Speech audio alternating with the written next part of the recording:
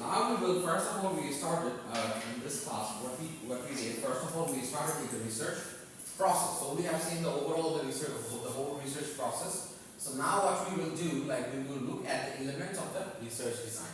So what are the, like how we can actually design our research. So what are the elements out there? The research design that we have talked, right? So that's in our last chapter. I mean the last thing that we discussed. So having identified the variables and developing the in a problem situation and developing the theoretical framework, the next step is to design the research in a way that the requisite data can be gathered and analyzed to arrive at a solution. So in such, how we can do that? Let's see.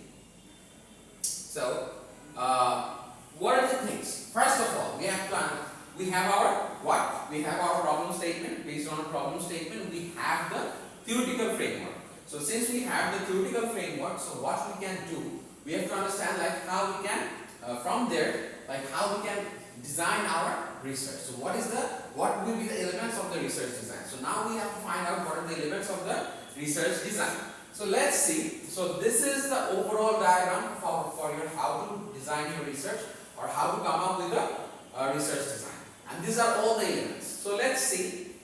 So this diagram is the overall representation of the research design. So that is the research design. So what is your research design? Say, like first of all, that's like what is the purpose of the study? So what is your main purpose of the study? So why are you actually studying it? So what are the reasons? So there are mainly three reasons that we can say. So one of them like that can be an exploration study. The purpose of the study is to explore. Like we want to explore what's going on, why is it happening? And then you can want to describe something, why is it happening? Like what is happening, you want to find out. And then there's like describe, why is it happening? And then there is also hypothesis testing. So there are mainly three reasons that we can do. Okay, and then there are like types of investigations. Like what types of investigations that we are going to follow. So what are the investigations that we should go for? So for the investigations that we have, like establishing what? First of all, we can establish a causal relationships. So a causal relationship can be established, so that causal relationship, and then there are like correlations, the correlations can be built up, and then there are some keyword group references, ranks, and etc. So types of investigations, what kind of causal, correlational, group references, so all these investigations, like first of all, this is the five types of purpose of the study, why are we actually doing it, and then there are like the types of investigations. These are more theoretical.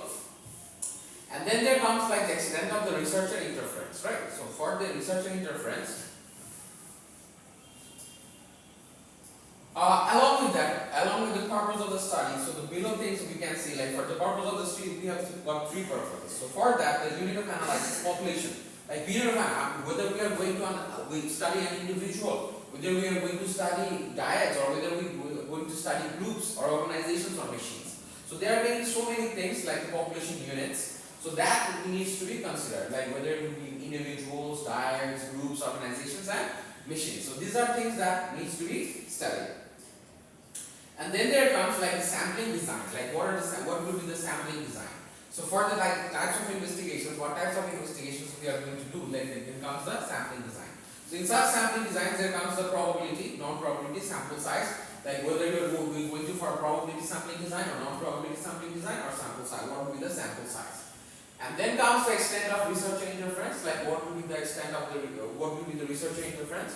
Whether researcher interference will be minimal or will be studying events as they normally occur, manipulations or control error stimulation. So see, researcher interference, whether we will study the normal settings, we will let them like whatever is going on, we will just observe and get the data, or we will arrange something, a situation that what happens. So researcher interference or manipulations, what will be the researcher interference or will be the manipulations, we have to consider that as well. So and then there will come the time horizon. So what will be the time horizons for this? So the time horizons, if we consider, so like it might be one shot or cross sectional or longitudinal. So one shot is like just on one time at a time we will design we will do that. And for the cross sectional, we will continue for a period of time, cross sectional at times at time. And longitudinal is over a long period of time. And study setting is all about contribute or not contribute. We will see these things in the next slides. So and then measurements and measures. Like how are we going to measure the data? Like whatever the data that we are going to collect. So how we are going to, so we have to provide them some operational definitions, so like items, measures, scaling, categorizing, and coding. So these are the steps that we'll understand. And then comes the data collection method. So what will be the data? What will be the data collections method? So the data collection methods will be like observations, interview, questionnaire, physical measurement, and unobtrusive. Finally, based on this, the details of the study, the research design process helps us to analyze our data. It helps us to go for the data analysis, that like feel for data, goodness of data, and finally the hypothesis testing. Okay, so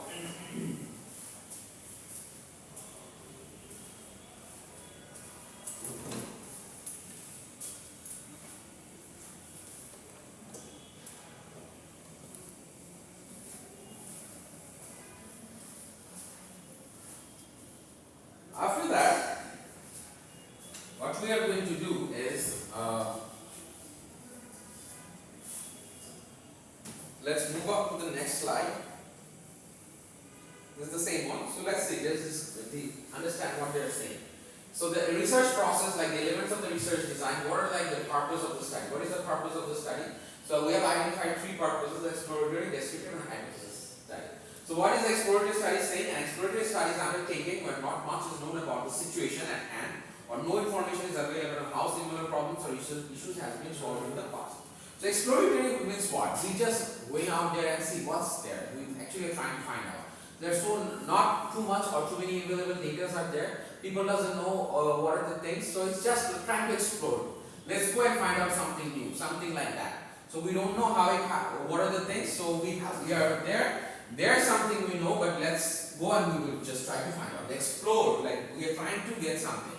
So in such cases, extensive preliminary work needs to be done to gain familiarity with the phenomena in the situation and understand what is occurring before we develop a model and set up a rigorous design for comprehensive investigation. What happens? Like why is it happening? We don't know about it, or no other people has worked on it. Like no other people has really worked on it, or there are no such data. In such cases, we are usually going for the exploratory data. So the exploratory data helps us to understand why is it happening or how is it happening. So that helps us to come up and see like why is it happening, right? So that helps us when not much is known. We don't know much about it. There is no such information. There is not much information. No other people have solved that issue. So in that cases, we are going for the exploratory purpose. Then comes the descriptive study. So what is about the descriptive study? So the descriptive study helps us to understand quite a few things. So the descriptive study is undertaken. Descriptive study is undertaken in order to determine and be able to describe the characteristics of the variables of interest in a situation. The descriptive study helps. A descriptive study is undertaken in order to determine and be able to describe the characteristics of the variables of interest in a situation. So we are trying to actually describe what is happening, how is it happening, why is it happening, right? So something is happening, we already know, and we are trying to define it in our own way, like why is it happening. So descriptive studies are undertaken in organizations to learn about and describe the characteristics of a group of employees, as for example, so the age, institutional range, job status, and length of service of Hispanics or Asians working in the system. So say like we want to describe something. So say if we consider, we might want to see like why something might be happening. What are the reasons? So we just try to describe something. In such cases, we can go for the descriptive study. So we want to describe something. So what are the reasons? The main reasons are that we want to describe something. So that is the reason that we are going for such descriptive study. Okay. So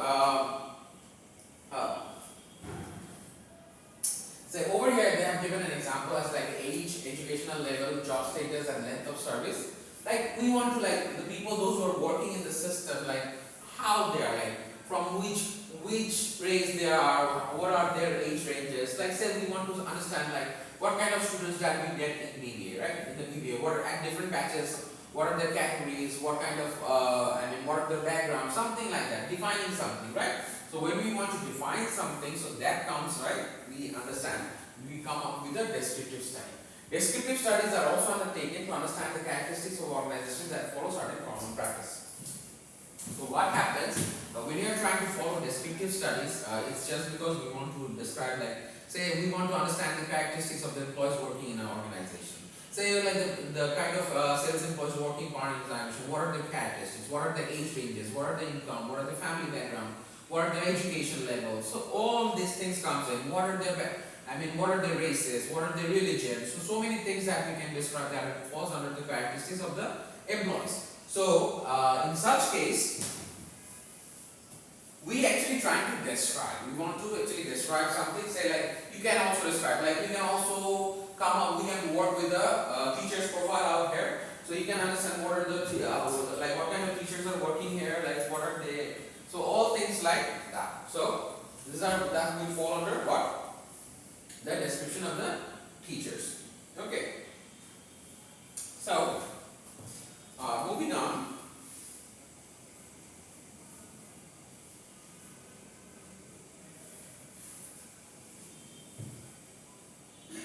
For example, of a descriptive study, what can be an example? A bank manager wants to have a profile of the individuals who have loan payments outstanding for 6 months and more. Say a bank manager wants to identify the customers, type of customers. There are several types of customers out there.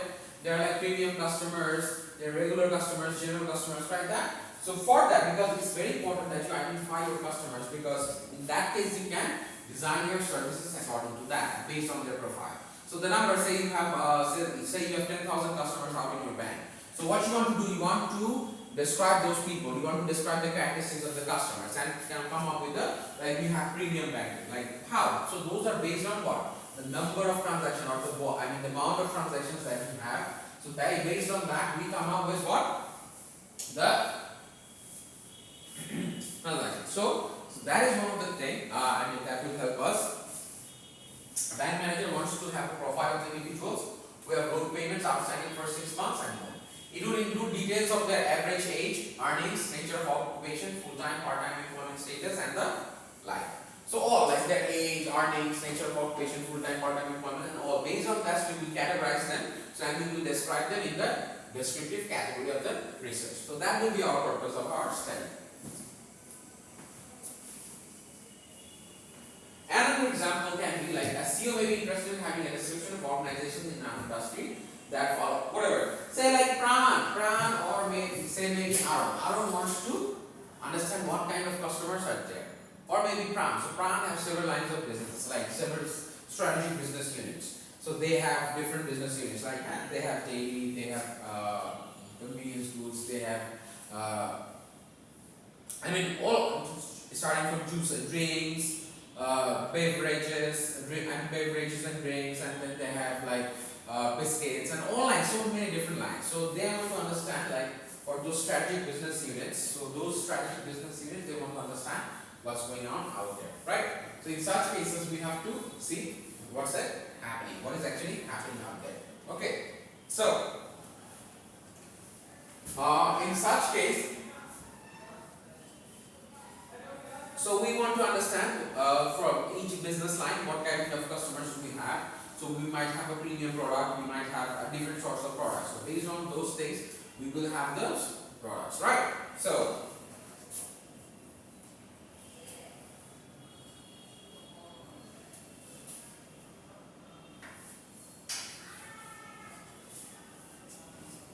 and finally, the third reason that we are doing, we want to test our data, that is our hypothesis testing. So if we want to do the hypothesis testing, what is this hypothesis testing? Studies that engage in hypothesis testing usually explain the nature of certain relationships, or establish the differences among groups, or the independence of two or more factors in a situation. So hypothesis testing tells us that studies that engage in hypothesis testing usually explain the nature of certain relationships, or establish the differences among groups, or the independence of two or more factors in a situation.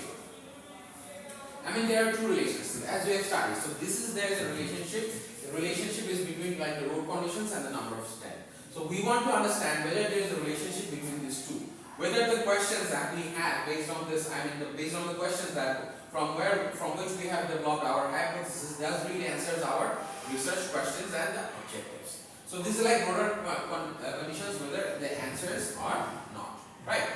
Studies that engage in hypothesis testing usually explain the nature of certain relationships or establish the differences among groups or the independence of two or more factors in a situation. Example, a marketing manager wants to know if the sales of the company will increase if he doubles the advertising dollars.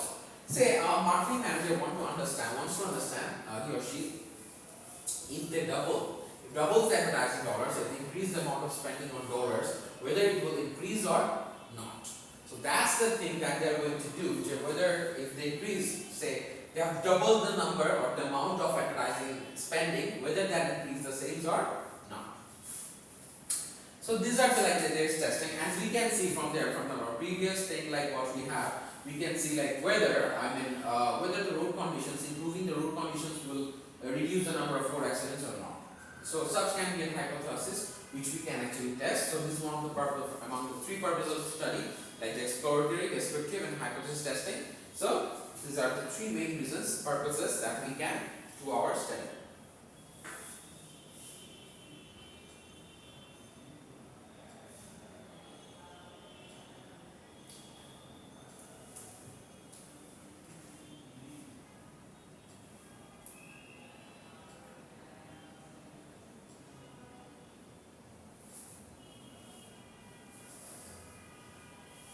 Another example, the testing of hypotheses such as more men than women are whistleblowers establishes the difference between two groups, men and women, in regard to their whistleblowing behavior. So what are we trying to say? Like for the whistleblowers. So who are the whistleblowers? So in such case, whistleblowers are the term the whistleblowing means like anywhere if you see any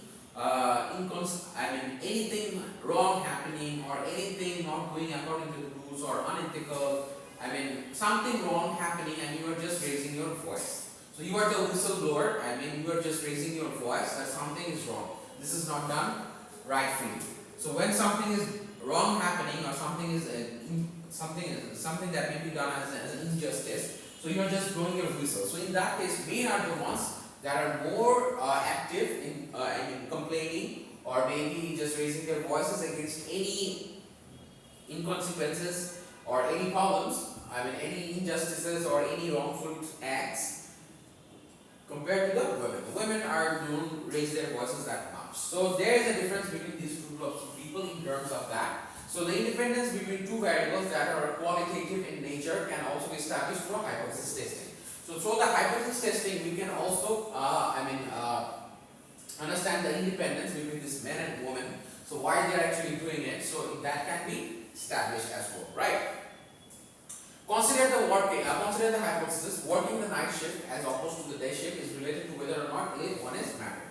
So someone says he or she is single or someone who is married. So depending on that, based on your marital status, whether it's dependent, people are more eager to working at the night shift or more eager to working at the day shift. So it might happen like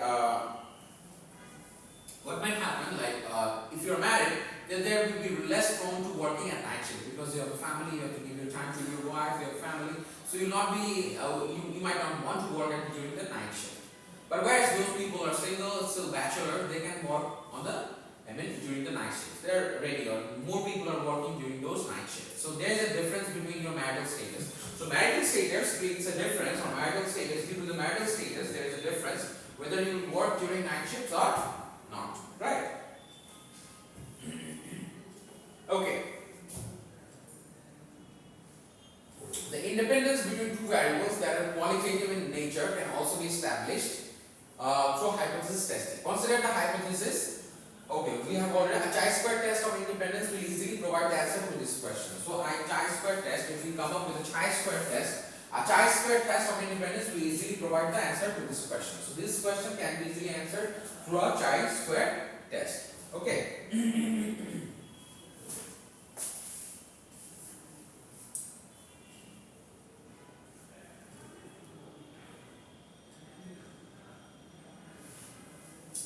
So then there is another one is case study analysis. So we can also go for the case study analysis. So case study analysis helps us to understand. So case studies involve in-depth contextual analysis of matters relating to similar situations in other organizations.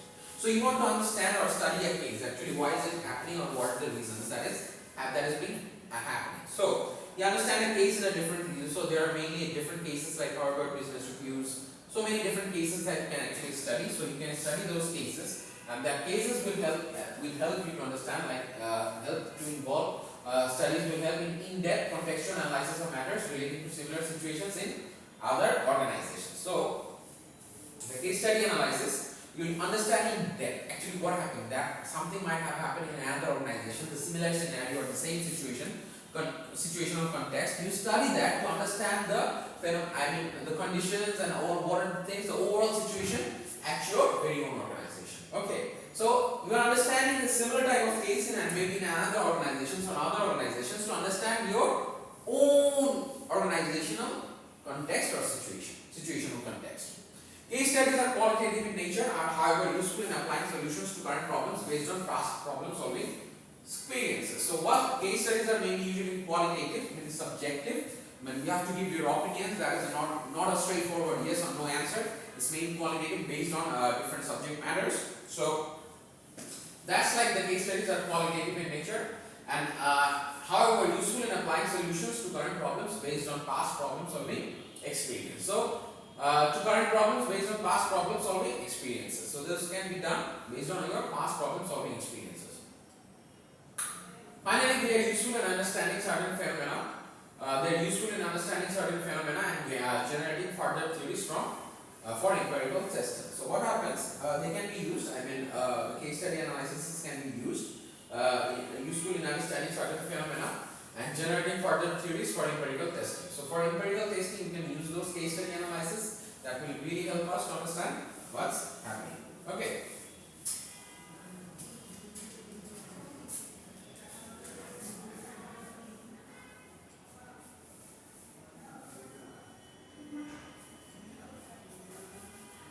Let's have a review of the purpose of the study. Why do we study? It's not difficult to see that in exploratory study, the researcher is basically interested in exploring the situational factors so as to get a grip on the characteristics of the phenomena of interest. So that means the exploratory study is being done is basically interested in exploring the situational factors so as to get a grip on the characteristics of the phenomena of interest. Moreover, also pilot studies on a small scale by interviewing individuals or gathering information from a limited number of occurrences are not common in exploratory research. Descriptive studies are undertaken. Why?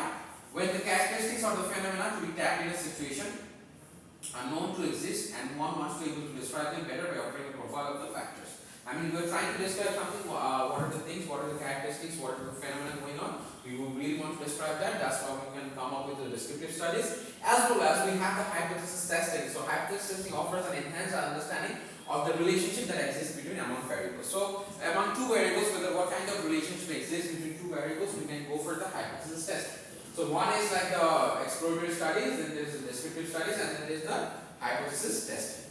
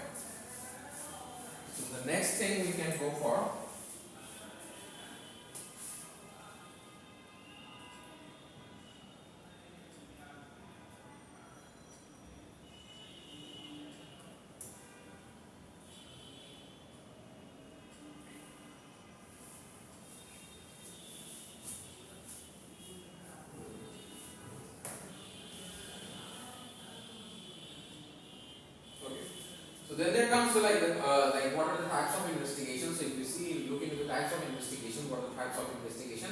So one is causal versus correlation. So there are two types of investigation. One is causal versus correlational. So the causal relationship, a causal study is done when it is necessary to establish a definitive cause and effect relationship. So that means a causal study, like there is a cause. What is it that cause is affecting a relationship? A causal study is done. So when we have to find out the definite, like there is a cause and effect relationship, then comes a causal study. A causal study is mainly for the definitive cause and effect relationship. However, if all that the manager wants is a mere identifications of the important factors associated with the problem, then a correlational study is called for. However, manager wants is a mere identifications of the important factors associated with the problem. So if there is a like what are the factors that is related or associated with the problem? Associated item that is related with the problem, then we can call it as a correlational study. So that means a causal study and this is a correlational.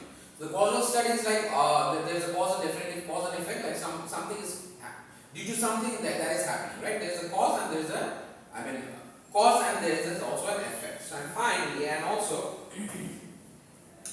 and then there is also the correlational study. So the correlational study tells us, the correlational study is called for, and the correlational studies are like what are the associating factors, what are the other related factors that are associating to that. So that is what is the correlational study. Okay. Like a causal study, so like smoking causes cancer. So this is like a definitive cause. So due to smoking, since we are smoking, it's the cancer is happening due to the smoking. So smoking causes cancer. So since you are smoking, so due to the smoking, you are having the cancer. So smoking cancer, which is a causal study. And then there is a correlational study question: are smoking and cancer related? So whether smoking or cancer related, they are related or not. One is definitive. We know already that smoking causes cancer, so that is a definitive cause. That is a causal study. So we already know that factors already know that due to smoking, people will have cancer. Those who smokes, they will have cancer. So that's a definitive cause. And what will be the same scenario like if smoking is related to cancer? There might be brain cancer, there is blood cancer, there are other cell cancer, or several types of cancers. So whether in any cancers or for all the cancers, whether smoking are related or not. So we will try to understand whether smoking is related, that means or associated with those cancers. So one is like definitive cause, that is the causal study, and the other one is the correlational study. Okay. So finally, and whether this there will be extent of the researcher interference, whether the researcher will interfere a lot or not, that will be done in a natural setting or it will be in an artificial setting. So natural settings like this, how is it happening? You will just study that, or you will just create you will just try, as an experiment, such as like the lab experiments are done, you will create a situation and where you will try to understand actually what happened. So that is more about the interference. So the extent of interference by the researcher with the normal flow of work at the workplace as a direct bearing on whether the study undertaking is causal or correlation. A correlational study is conducted in the natural environment of the organization with minimum interference by the researcher within the normal flow of work. That means when we are trying to do a correlational study, that is mainly conducted in the natural environment. So we are trying to understand whether it is associated or not. So when we are trying to understand whether they are associated or not, so we will actually try to do that in the natural environment. So no artificial environment. But the cause and effect we might see in an artificial. Example, if a researcher wants to study the factors influencing training effectiveness, all that he has to do is develop a theoretical framework called the relevant analysis. So what you will do, say, you in the natural setting, you will study that and you try to find out whether they are related or not. There will be no such artificial settings, they will be done in the natural statement for the correlational study. Okay. But for the cause and effect study, what you have to do, the cause and effect study, that might happen in a. So this is an interesting thing we might understand. Minimal interference is like how a hospital administrator wants to examine the relationship between the perceived emotional support in the system and the stresses experienced by the nursing staff. Hospital administrator wants to examine between the perceived the amount of emotional support or the counseling that they get from the hospital and the amount and the stress that they experience by the nurses. That's a personal study. So they are working, the nurses are already working in the hospital, so the administrative staff wants to see the amount of counseling or that, because they have to go through a lot of hazardous incidents. They have to face a lot of things like hazardous injuries, deaths and whatnot. So those are actually very stressful. So in such cases, what you have to do, you have to understand like you will test that in the general and the natural environment or the natural setting and see whether there is any correlation or not. Here, the administrative researcher will collect data from the nurses perhaps through a questionnaire to indicate how much emotional support they get in the hospital and to what extent they experience it. So the amount of emotional support that they're getting, based on that, what are their mental stresses. So and based on their emotional stress, they can actually relate to them, like what are their what are their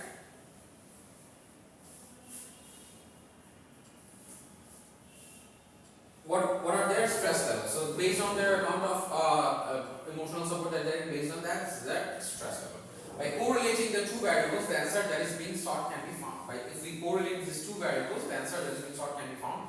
In this case, beyond administering a questionnaire to the nurses, the researcher has not interfered with the normal activities in the hospital. So the researcher has laid it in the normal setting. So let's just see. In other words, researcher interference has been minimal. So researcher didn't do anything. They just let it know, and this just collected the data. Okay.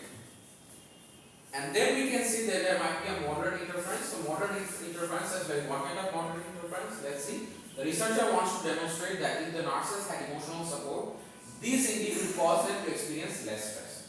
So test this like if it is a moderate interference, less interference and moderate interference.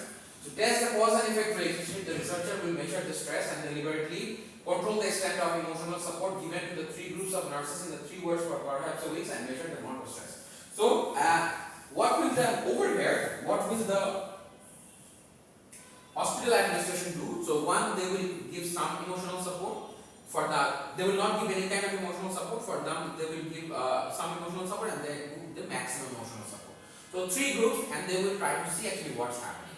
So those who are not getting any emotional support, what kind of stress they are getting, and those who are getting some emotional support, what kind of, and they get full emotional support, what kind of stress they are experiencing. So there will be 3 groups. So these are being more like a lab experiment type. So this is not the natural settings. So they are trying to find out the cause and effect relationship. They want to test actually the cause and effect relationship. So and they are trying to control that context. So this is not done in the natural setting. So they are just trying to control the context. So 3 different contexts for 3 different groups of nurses and see actually what is happening, what are the causes and effects. So that is more like a cause and effect relationship. Okay. With that,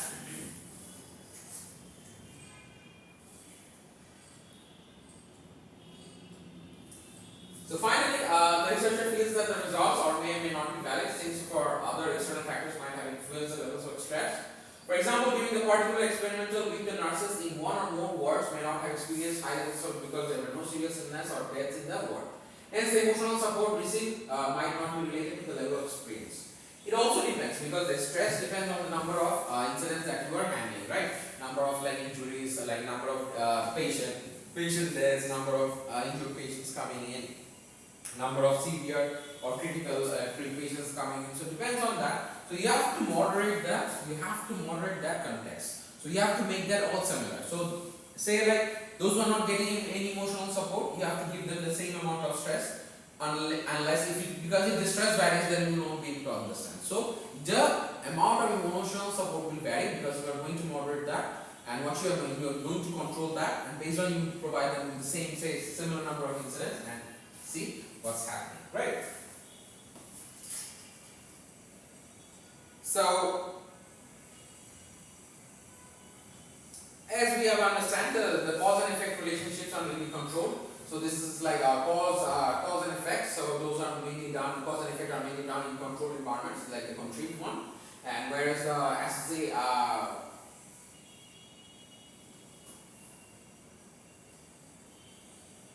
and the correlations are done to find out the associations between the reasons. I mean, those are mainly done in natural environments, natural settings, uncontrolled environments. Okay.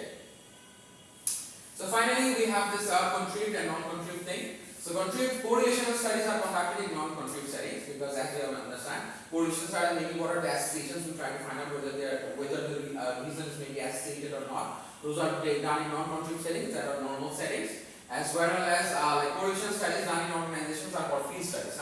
Mostly the field studies, because in the field studies we cannot control the situations, rather than in the labs or organizations we might control the situations, but the field studies are done in the contribute settings. Okay.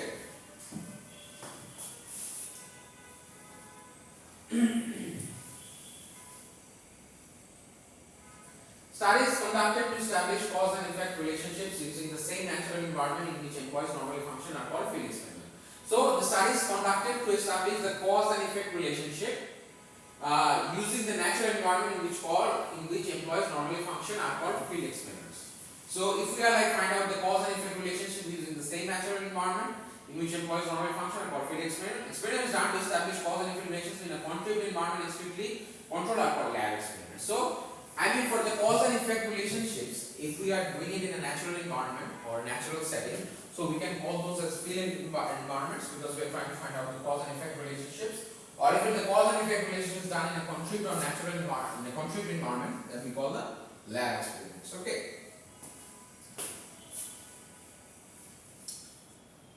A field study might be a bank manager wants to analyze the relationship between interest rates and bank deposit patterns of clients, say like based on the interest rates, or what would be the bank deposits, how much money actually we are putting into our bank accounts, like based on the interest rates. So that's we have to understand. So the researcher tries to correlate the two. The researcher tries to correlate the two by looking at deposits in different kinds of accounts. So what's happening? The researcher tries to correlate the two by looking at deposits into different such as savings or rates of deposit as interest rates change. So these are like field study. This is a field study where the bank manager has taken the balances in various types of accounts and correlated them. Research here is done in a non-controlled setting with no interference with the normal work routine. So when there is no interference or it's done in a normal routine setting, so we will consider it as a non-controlled or a normal setting.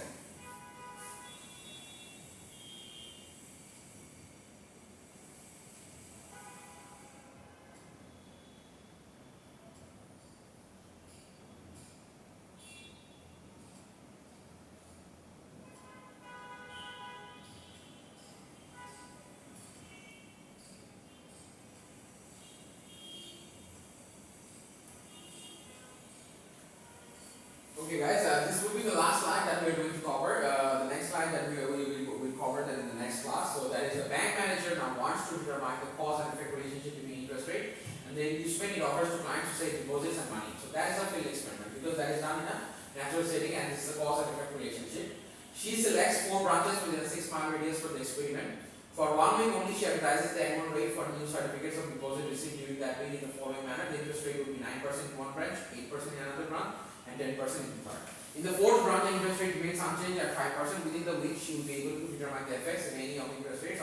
So, what she will do is she will circulate that the interest rate will be increasing. So, in one branch 9%, another branch 8%, and 10%. And the other exists another branch, there will be only 5%. So, they will try to understand like what's happening, what's going on, right? So, in that case, what's happening and what's going on. So in that case, they will try, they will understand based on that and see what's happening. So that's what is there, mainly the field experiment. Okay. So we are wrapping up today's class over here, and there are a few slides left of this chapter, which we are going to cover in the next class. Thank you guys. Have a nice day. Take care. Bye bye.